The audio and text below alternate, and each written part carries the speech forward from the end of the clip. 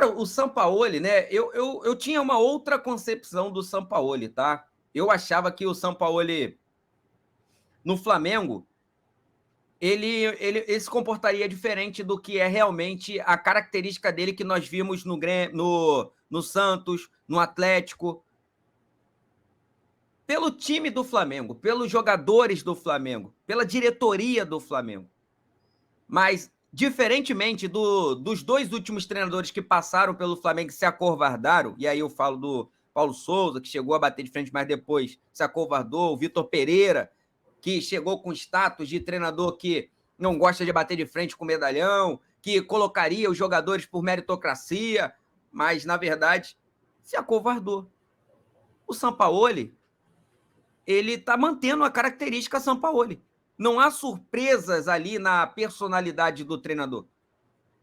A gente já consegue ver que ele está domando, Robson, esses jogadores. E os jogadores já estão comprando tão a ideia dele. Olha o caso hoje do Davi Luiz. Tem gente que pode até reclamar do Davi Luiz, e aí, claro, eu sou um crítico ferrenho do Davi Luiz, mas o Davi Luiz hoje fez um gol dentro de campo. Aquele chute que o cara dá, eu não me lembro qual foi o jogador, a galera aqui do chat pode até me lembrar, que ele lança o chute para dentro da área, o Davi Luiz consegue tirar, cortar, o Matheus Cunha já estava batido na bola. Meu amigo, quando a Globo mostrou novamente o lance ali, o Premier, você vê que o goleiro já estava fora, a bola foi exatamente no gol e o Davi Luiz consegue fazer aquele corte e ali seria o gol do Grêmio. Mas o Júnior, eu acho que tem certas coisas que são muito repetidas e a gente e isso internaliza na nossa consciência e a gente continua repetindo isso mesmo quando o fenômeno para de acontecer. E uma dessas coisas, na minha visão, é o Davi Luiz. Davi Luiz vem jogando bem, não é de agora. Já tem umas 4 partidas, 3 partidas que ele não compromete. Ele não joga aquele partidão de falar, pô, hoje o Davi Luiz fechou o jogo, acabou com o jogo, botou o jogo debaixo do braço. Mas não, ele não compromete, ele faz o feijão com arroz dele muito bem, inclusive. Hoje, eu posso até dizer, na partida de hoje contra o Grêmio, eu posso até dizer que hoje ele jogou muito bem, sim.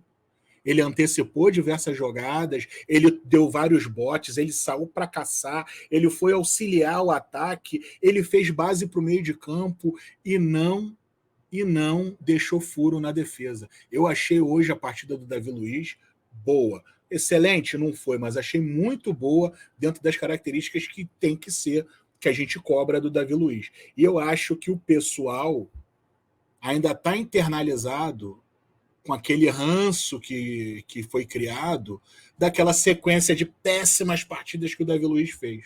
Mas se vocês prestarem bem e repararem, Davi Luiz está voltando a jogar. Está voltando a ser útil para a defesa do Flamengo. E eu digo mais, hein, o Júnior e amigos do chat. Eu acho que se ele não estivesse jogado bem, o Sampaoli está com moral para deixá-lo no banco e colocar outro no lugar dele. É verdade. Bem analisado. Então, assim, eu acho, Robson, que nós estamos num caminho legal, tá? O Flamengo tá entrando num caminho aí interessantíssimo, tá? Tô gostando demais, O amigo até colocou aqui, né? Hoje não vai ter chimarrão, né? Roda de chimarrão no Sul. Não vai ter, meu parceiro. Hoje não tem roda de chimarrão no Sul, não, meu parceiro. Né? Pode até ter, né? Porque o Inter venceu os vice-inos, né? E, ó, vou falar para vocês, hein? Só não entraram na última colocação porque o Coritiba empatou em casa com o Santos. Porque se o Coritiba tivesse vencido, os vice-inos iam amargar a última colocação do Brasileirão em 10 dias, 10, 11 dias de parada de data FIFA, Robson. Olha só quanto tempo a gente ia poder gastar. Os caras, por muito pouco, se safraram. Mas, como a gente sabe que o título deles, né, é ser vice sempre, tá bom, eles são vice-lanterna. Tá ótimo, né, pra gente. Então, tá na posição certa, tá? Tá na posição certa. Deixa eu ver mais quem tá na área aqui. Gerson, valeu, Gerson, obrigado. O Josenildo tá falando, eu falei na live, né, de mais cedo, que o Sampaoli, você falou. Você não só falou, como eu e a Letícia fomos surpreendidos, tá? Porque nós achávamos que ele não viria com Cebolinha, mas aí tem uma ressalva. Ele veio com Cebolinha porque eu também, né? E aí não dá para saber. Ele pode até falar isso posteriormente, não falou agora na coletiva. Se foi escolha técnica, que pode ser, eu acredito até que seja mesmo escolha técnica. Foi, óbvio. Foi escolha técnica. Tá? Ele fez a leitura que aquele lado esquerdo do Grêmio ali seria o mapa da mina. Exatamente. E deu certo. E deu certo. E adiantou o Léo Pereira como lateral. O Léo Pereira chegou a bater lateral e tudo. Então, assim, foi escolha técnica, né? E realmente, porque o Matheus França também teve ali um problema, nem foi relacionado. Mas eu tô com você, Josenildo. Foi escolha técnica, ficou claro. Né? Então, assim, surpreendeu. E você realmente, brilhantemente, comentou de manhã sobre isso. Né? E, ó, eu tô até lembrando, porque nós falamos, não, eu não acredito que ele vai vir com Cebolinha por ali. E ele veio. Companheiro né? José. Júnior, companheiro José Sildo, um forte abraço para você, meu amigo. Obrigado pela sua intervenção aí. Até se parece com o Jorge Sampaoli também, né? Olhando pela foto dele aí. Pegou informações privilegiadas. Exatamente, exatamente. José Sildo, vou dizer uma coisa para vocês, para você, meu amigo. O Sampaoli, para você ver como é que está provado que o Sampaoli estuda nossos adversários. Ele sabia que o lado esquerdo do Grêmio era o mapa da mina. E você pode ver todos os programas, não só os programas da mídia tradicional, mas também os que fizeram análise aqui no YouTube, ninguém falou sobre esse lado esquerdo do Grêmio, sobre essa fragilidade que o Grêmio tem no lado esquerdo. Isso deve ser algo que Jorge Sampaoli observou assistindo as partidas do Grêmio.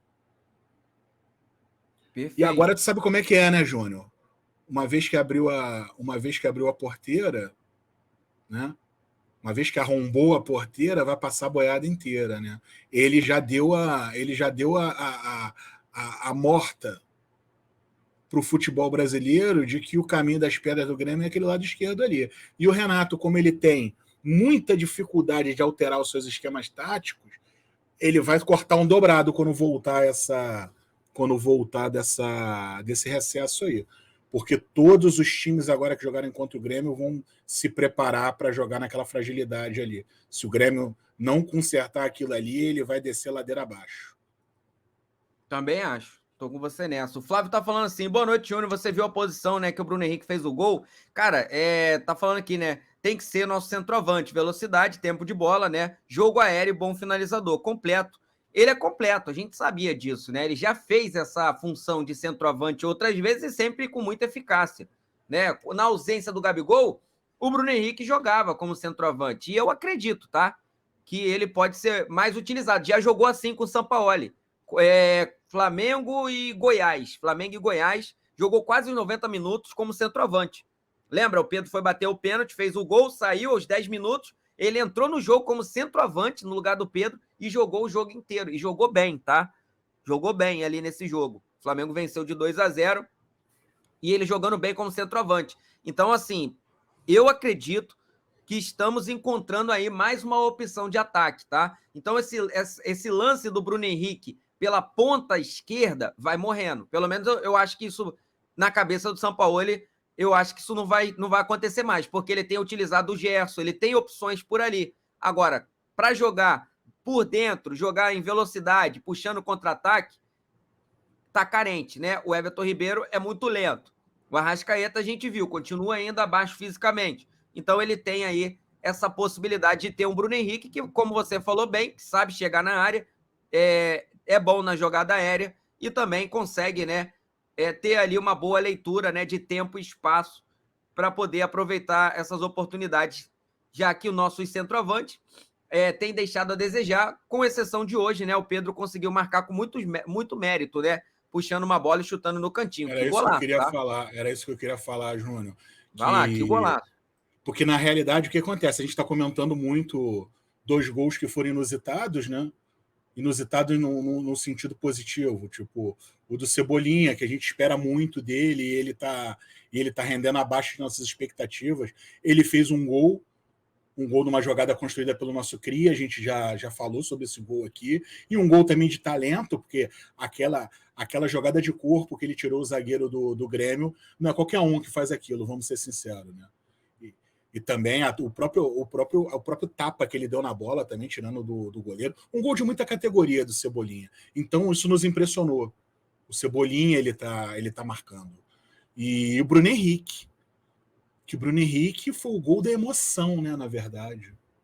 Porque o Bruno Henrique, todos nós guardamos uma memória afetiva daquele Bruno Henrique de 2018 até 2021, né? Até 2020, né? A partir de 2020 ele começou a sofrer uma série de lesões que culminou nessa lesão grave que ele teve, que ficou um ano praticamente parado. E esse gol nos traz essa memória afetiva do tudo que ele representou para a gente durante esse período e nos traz a esperança dele retornar, dele voltar aos velhos tempos, dele voltar à velha forma, dele voltar a nos dar alegrias que eles davam. Porque além do Bruno Henrique ele ser muito bom, o Bruno Henrique ele era uma figura muito simpática, né? E casa uma coisa com a outra dentro do imaginário da torcida. A eficácia dele, a eficiência do futebol dele e a simpatia da pessoa dele, né? A simpatia da própria figura Bruno Henrique. Então, foi uma emoção muito grande, aquele gol, justamente por todos esses fatores. Agora, justamente por um gol ter sido de alguém que a gente esperava mais e a partir de agora tem a esperança de que ele vai começar a apresentar mais, e do Bruno Henrique, que a gente tem esperança dele voltar a ser o que era, a gente esqueceu de comentar do gol do meio, que foi o gol do Pedro. Que, vamos ser sinceros, Fundamental. Foi um golaço o gol do Pedro. Gol de muita categoria. E aqueles que há 3 semanas estão enchendo o saco falando mal do Pedro, meus amigos, parem para pensar um pouquinho antes de falar isso, antes de criticar o cara. Todo centroavante passa por uma má fase. Todo centroavante. Agora, o Pedro não vai ser diferente de um outro centroavante. Vocês podem ver, o Germancano já estava há quanto tempo sem marcar? Marcou hoje. Mas já estava há quanto tempo sem marcar? O decantado Germancano. Pedro também tem os seus períodos de entre-safra. Só que o Pedro, a gente sabe que não precisamos aqui ficar discorrendo a categoria do Pedro, ficar elencando e enumerando o que o Pedro tem de bom. Todo mundo sabe, ele já provou isso no Flamengo. Já fez muito pelo Flamengo e vai fazer muito ainda. Alguns companheiros, o Júnior, corroborando até com aquele assunto que você falou agora há pouco aqui na live, sobre os companheiros da torcida que já estavam criticando o Flamengo, né? Ou dizendo que não estão vendo melhora no Flamengo. Dentro dessa mesma esteira aí, eu também critico esses companheiros que ficam falando mal do Pedro, dizendo que tem que vender o Pedro, que o Pedro já não presta mais para nada. Nós temos que ter um pouco mais de gratidão, em primeiro lugar, e segundo, usar um pouco mais da razão. O Flamengo está melhorando, e o Flamengo melhorando, ele traz a reboque a melhora individual de boa parte do seu elenco. E digo mais uma coisa, que foi dito na live de sábado aqui, por mim, pelo Júnior e pelo professor Sebastião e Marcão. Sampaoli, ele já identificou aqueles dentro do elenco que ele sabe que vai render e aqueles que ele sabe que não vai render. E a partir daí é que ele está montando a sua base para essa temporada. Passo para você, Júnior.